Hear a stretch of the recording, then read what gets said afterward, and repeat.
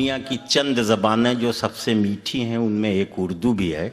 इसलिए मैं अक्सर कहा करता हूँ कि अगर इसका नाम शहद रख दिया गया होता तो इससे ज़्यादा सही होता, कि इसलिए कि उर्दू को समझाना पड़ता है कि ये नाम क्यों रखा गया। इसलिए कि ये अजीबोगरीब ज़बान है।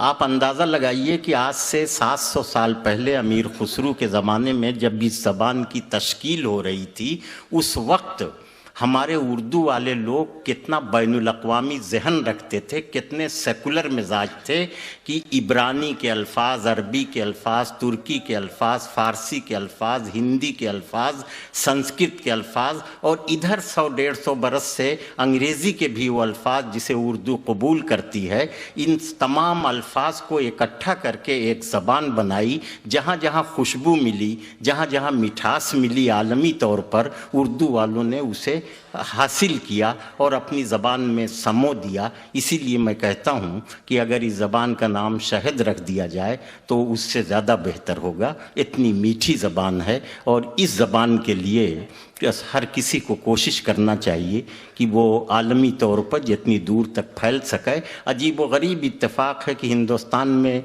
उर्दू की मुखालफत होती है, लेकिन हिंदुस्तान से बाहर आप चले जाइए तो बहुत दूर तक 7 समुंदर पार भी उर्दू का चिराग जलता है। ये उर्दू की गैर मामूली अहमियत है, उसकी कशिश है।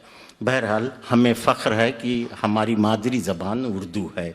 आइए मैं गुजारिश करने जा रहा हूँ सुल्तानपुर के एक ऐसे शायर जो एक अरसे से अहमदाबाद में तलाश माश में मुकीम हैं। आइए दोस्तों, इन 4 मिसरों के साथ अपनी बात की शुरुआत करता हूँ। पड़ा है वक्त तो हमने ही सर कटाए हैं। अनवर भाई, हाँ इरशाद। पड़ा है वक्त तो हमने ही सर कटाए हैं, ये बात और गुलिस्तान में हम पर आए हैं, ये बात और गुलिस्तान में हम पर आए हैं। लहू से सींच लो अपने वतन की मिट्टी को,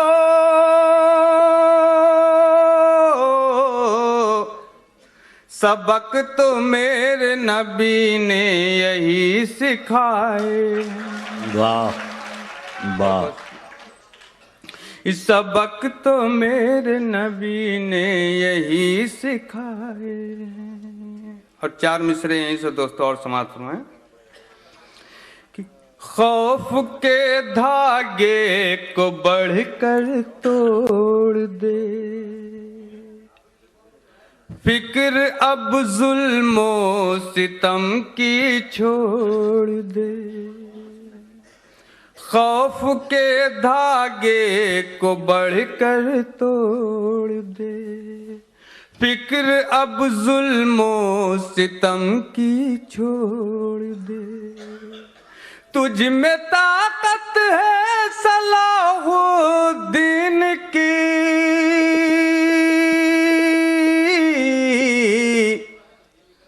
जुल्म की हर एक कलाई मोड़ दे। वाह वाह। जुल्म की हर एक कलाई मोड़ दे। और दोस्तों 4 मिसरे अभी हमारे बड़े भाई आपने जो है बाबरी मस्जिद के हवाले से 4 मिसरे पढ़े थे। भी आप लोगों ने इलाहाबाद हाई कोर्ट का फैसला सुना, वहां से हमने 4 लाइनें निकाले। अनवर साहब, हाँ इरशाद।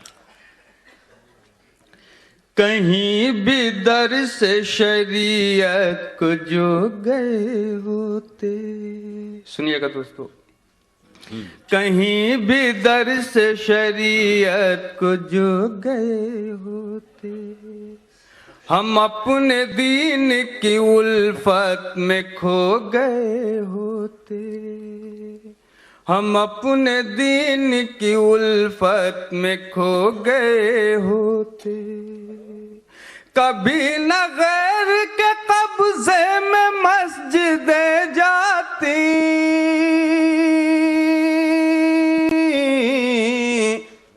जो हम नमाज के पाबंद हो गए होते, वाह वाह। जो हम नमाज के पाबंद हो गए होते। और 4 मिसरे दोस्तों यहीं से और समाप्त हुआ है। हाँ इनायत। जिगर है चाक मगर हौसला हम रखते हैं। वाह। जिगर है चाक मगर हौसला हम रखते हैं। दिल तो अपना है मगर औरों का गम रखते हैं। दिल तो अपना है मगर औरों का गम रखते हैं। हमारी दास्तां तुमको मिलेगी मैदान में,